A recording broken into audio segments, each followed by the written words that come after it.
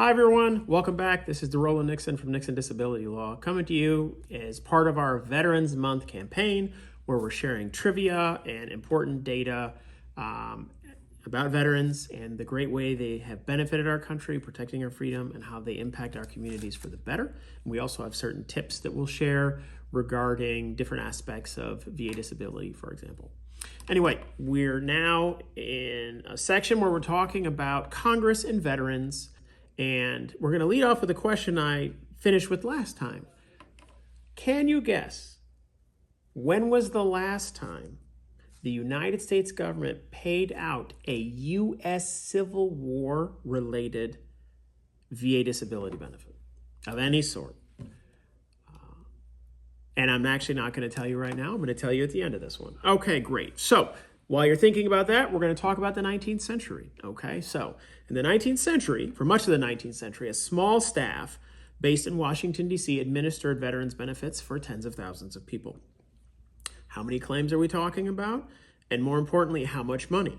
Okay, well, in the beginning of the 1800s, a staff of 3 persons processed benefits claims for thousands of vets. These were Revolutionary War vets, okay? But of course, the U.S. kept fighting wars, and so veterans and then their widows and children kept getting added to the rolls as time went on.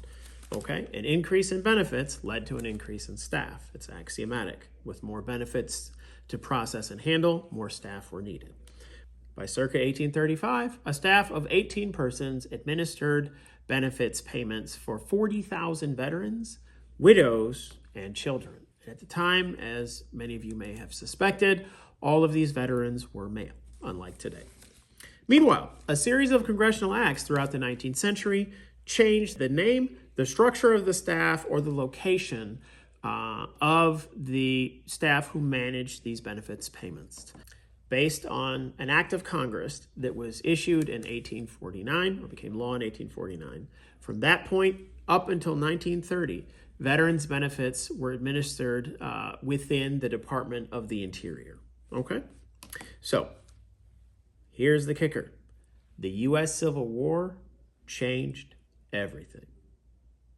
So, what's the proof? Well, you remember the question that I asked you in the beginning of this episode and also at the end of the last episode, okay?